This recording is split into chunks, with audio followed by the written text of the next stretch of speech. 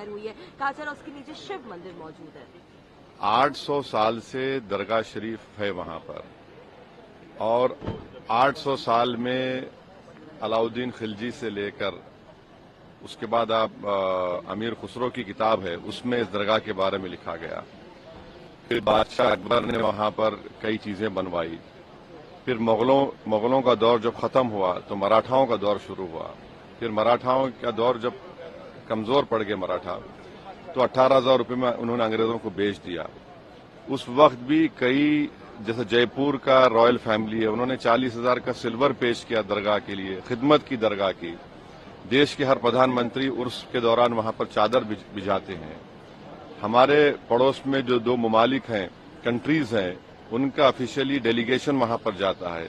जो Indian diaspora है सारी दुनिया में, वो वहां पर अकीदत रखते हैं, आते हैं सुल्तान हिंद के पास। आज अचानक आप ये हरकत कर रहे हैं, तो सलीम चिश्ती की दरगाह नहीं है रहमतुल्लाह अलैह की, और ख्वाजा गरीब नवाज की दरगाह नहीं है। कहाँ रुकेगा बताइए? ये प्लेसेस ऑफ वर्शिप एक्ट 91 का क्या होगा? क्या अब डीवाईसी चंद्रचूड़ तो अब तो नहीं है, सीजीआई, क्या उनको अब ख्याल आ रहा है कि अगर वो इसको रोक देते? राम मंदिर के जजमेंट में उन्होंने प्लेस ऑफ वर्शिप एक्ट को, जजेस ने कहा कि ये बेसिक स्ट्रक्चर का हिस्सा है। बाद में सीजीआई ने खामोश हो गए जब चंद्रचूड़ थे।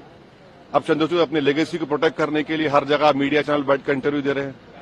उन्होंने देखा क्या कर दिया उन्होंने। ये आपने देखा संभल में क्या हुआ, 5 लोगों की, मासूम लोगों की मौत हो गई।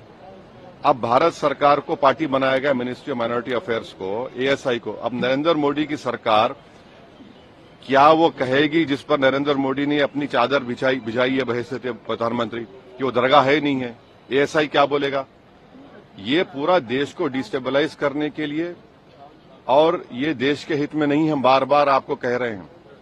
ये जो ताकतों का ये जो लोग हैं, इनका डायरेक्टली इनडायरेक्टली ताल्लुक बीजेपी आरएसएस से है, इससे कोई डिनाई नहीं कर सकता।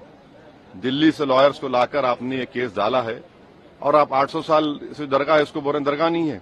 तो फिर क्या होगा फिर देश में? क्या कोई खामोश बैठ जाएगा? अब कल कोई मुसलमान जाके बोलेगा नहीं, ये वर्शिप की जगह नहीं है, किसी और की, मेरी है।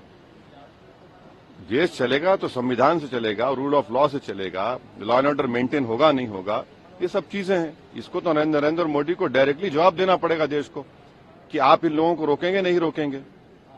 तो बांग्लादेश में जो हालात हैं, संभल में जिस तरह की घटनाक्रम सामने आए हैं, तो सरकार की तरफ से कहा गया है कि जो दंगाइयों हैं उनसे वसूली कैसा लेंगे आप बगैर कोर्ट में प्रूफ करे?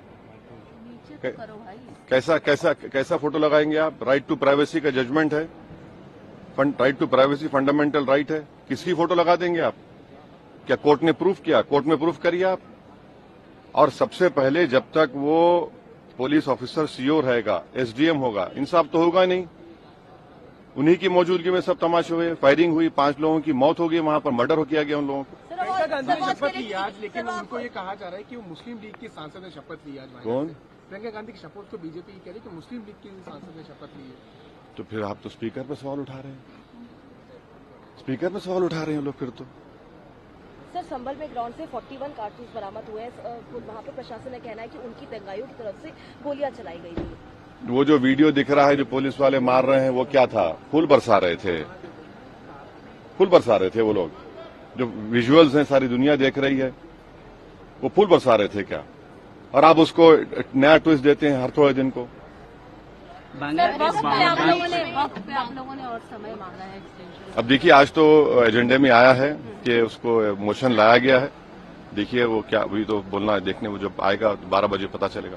बांग्लादेश मंदिर के सीयर को उनको अरेस्ट किया गया है, और जिस तरह का घटनाक्रम आया भाई, भारत सरकार ने अपना जवाब दिया है, हम उसकी तायीद करते हैं। एमईए ने जो दिया है, सरकार की तरफ से क्या? और सरकार की तरफ से जो आया है, हम तो जब सरकार बोल रही है तो हमारी तरफ से बोल रही है ना।